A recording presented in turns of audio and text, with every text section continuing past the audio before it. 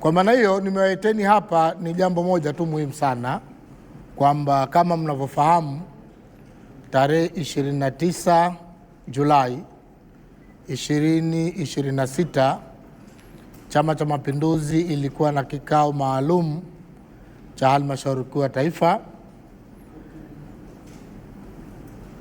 Kikao kile kilifanyika Zanzibar, Ikulu za Tunguu, ama tunasema Ikulu ndogo Tunguu, na kikao kile kilikuwa na ajenda mbalimbali ambazo tayari Katibu wa NEC Kenan ameshazungumza hapa, lakini moja kati ya ajenda iliyokuwepo katika kikao kile, sisi tunasema mengineo, lakini kwa idhini ya mwenyekiti, tukana ajenda ya mwenyekiti wa chama, na ajenda ile ilihusisha mabadiliko madogo ya sekretarieti ya Halmashauri Kuu ya Taifa.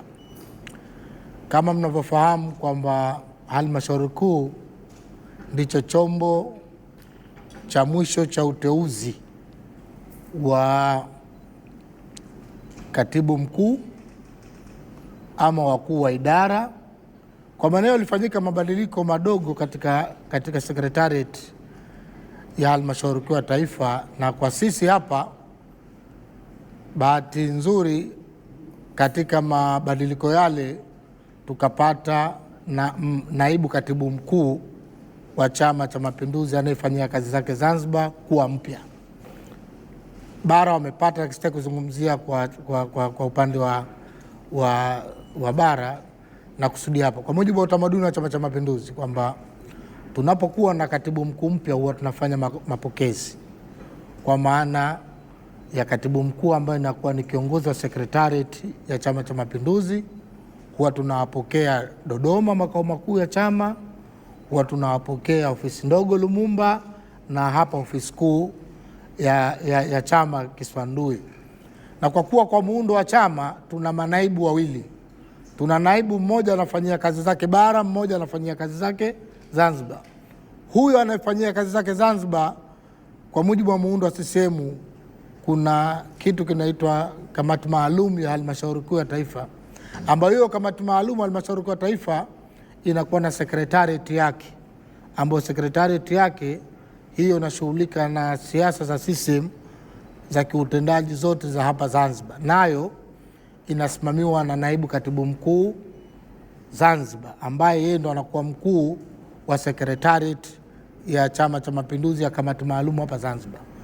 Kwa maana kwa utamaduni wa Chama cha Mapinduzi, tunapompata kiongozi wa sekretarieti huwa tunafanya mapokezi maalum kwa ajili ya kumkaribisha ofisini, lakini pia kufanya mapokezi kumpongeza kutokana na imani aliyopewa na viongozi wetu wakuu, lakini pia kuthibitishwa na Halmashauri Kuu ya Taifa. Kwa maana nimekuleteni hapa makususi kwamba tunatarajia kesho kutwa tutakuwa na mapokezi, itakuwa tarehe 5, tutakuwa na mapokezi ya naibu katibu mkuu ndugu Abdi Mahmud Abdi hapa Zanzibar, na utaratibu wake utakuwa kama ifuatavyo. Tunatarajia kwamba naibu katibu mkuu ataondokea ofisi za Umoja wa Vijana hapo Maisara, na ataambatana na wana CCM mbalimbali na makundi mbalimbali. Atatoka pale, atapitia njia hii ya Faya kujia Magereza, kushuka paka Miembeni na kuja paka Kachorora pale, atakuja zake moja kwa moja mpaka Kisonge hapo roundabout.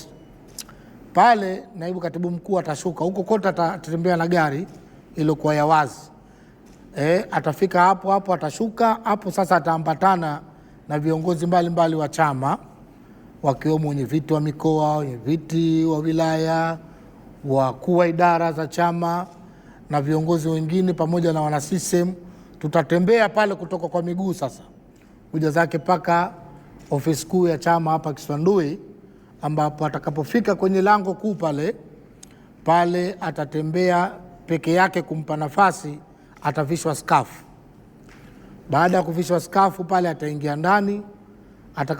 Atakapoingia ndani atapokewa na naibu katibu mkuu aliyomaliza muda wake, Daktari Mohamed Said Mohamed Dimwa. Baadaye wataambatana, atakwenda kwenye kaburi la hayati Mzee Karume, atasoma dua. Baadaye atarudi hapo, atazungumza na wana CCM watakaojitokeza katika viwanja vyetu. Baadaye tutaenda naye katika ukumbi wa Secretariat juu kwa makabidhiano ya ofisi. Kwa maana hiyo tumewaiteni kukupeni ratiba hiyo na nyie mkaitangaze, na vile vile niwaombe kupitia kwenu wananchi wajitokeze kwa wingi, wana CCM wapenzi, ili kuja kumlaki kiongozi wetu mpya ambaye anakuja zake sasa hapa ofisi kuu za chama Kiswandui. Lakini pia nitumie fursa hii kwamba kama mkuu wa idara ya itikadi na uenezi, sisi pia tunatoa pongezi zetu za dhati kwa naibu katibu mkuu ambaye aliyemaliza muda wake kwa kazi kubwa nzuri aliyoifanya, na nyinyi nyote mashahidi kwamba sio jambo dogo kusimamia utendaji wa chama kikubwa kama hichi. Chama kina mambo mengi, lakini kikubwa pia ametusaidia kutuvusha kwenye uchaguzi mkuu. Kwa kweli lazima tumshukuru na tumuombee Mungu amjalie afya njema na aendelee kutusaidia na kutushauri, kwa sababu siasa za Zanzibar mnazijua, si siasa za maigizo.